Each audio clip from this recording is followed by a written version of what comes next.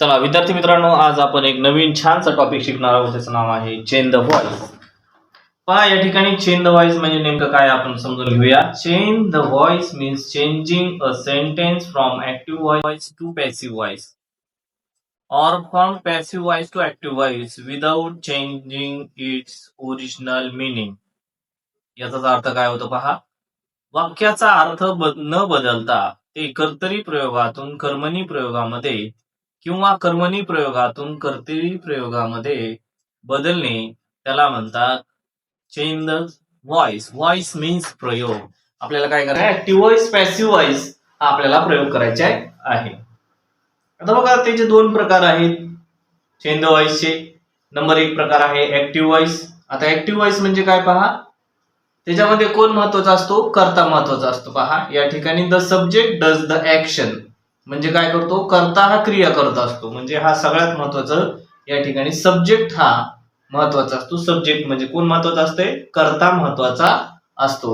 त्यानंतर पुढे पहा, या ठिकाणी एक एक्झाम्पल घेऊया आपण. काय आहे example, Ram writes a letter. म्हणजे अर्थ मराठीमध्ये काय होतो, राम पत्र लिहितो. पहा, पत्र कोण लिहितंय, राम लिहितोय. राम या ठिकाणी महत्वाचा आहे. हे राईट्स अ लेटर हे काय महत्वाचं, लेटर काय आहे, ऑब्जेक्ट आहे. पहा, हे जर लेटर जरी नाही लिहिलं, राम राईट्स, राम काय लिहितो ते लिहिण्याशी काय घेणं नाही आपल्याला. फक्त काय गरज आहे, रामशी आपल्याला महत्व आहे. म्हणजे राम हा या ठिकाणी महत्वाचा आहे. म्हणजे राम हा कर्ता महत्वाचा आहे. मजेशीर टॉपिक आहे. ऍक्टिव्ह व्हॉइस कळालं का. ऍक्टिव्ह व्हॉइस म्हणजे काय आहे, राम. ऍक्टिव्ह व्हॉइस म्हणजे कर्तरी प्रयोग. Ram writes a letter, Ram पत्र लिहितो. असे भरपूर आपण उदाहरण घेणार आहोत. एकच उदाहरण सध्या समजून घ्या. दुसरा प्रकार आहे व्हॉइसचा. पहा, पॅसिव्ह व्हॉइस. पॅसिव्ह व्हॉइस म्हणजे काय आहे, कर्मणी प्रयोग. आता याच्यामध्ये पहा, the action is done to the subject म्हणजे कर्त्यावर क्रिया केली जाते, कर्मावर क्रिया केली जाते. म्हणजेच a letter is written by Ram. मगाशी आपण लिहिलं होतं, Ram writes a letter. A letter is written by Ram. पत्र कुणाकडून लिहिले, रामकडून लिहिले गेले. पत्र कुणाकडून लिहिले गेले, रामकडून लिहिले गेलेलं आहे. म्हणजे या ठिकाणी पहा, अ लेटर या ठिकाणी महत्वाचा आहे, क्रिया कर्त्याकडून करून घेतलेली आहे. त्याला म्हणतात पॅसिव्ह व्हॉइस. आता बघा, सगळ्यात महत्वाचं दोन गोष्टी. आता याचा उपयोग काय बा, कर्ता जर महत्वाचा असेल तर कर्तरी प्रयोग वापरतात. म्हणजे सब्जेक्ट जर महत्वाचा असेल तर काय वापरतात, ऍक्टिव्ह व्हॉइस वापरतात.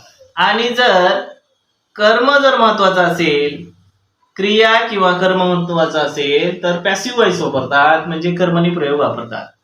आता जर बघा, अहवाल असेल, बातम्या असतील, शास्त्रीय जे लेखन असेल, याच्यामध्ये काय होतो, पॅसिव्ह व्हॉइस जास्त करून वापरल्या जातो. बातम्या बघा, बातम्या सगळ्या कशा असतात, पॅसिव्ह व्हॉइस मध्ये वापरल्या जात असतात. त्यानंतर अहवाल जो असतो कोणीतरी लिहिलेला असतो, म्हणून पॅसिव्ह व्हॉइस मध्ये वापरले जातो.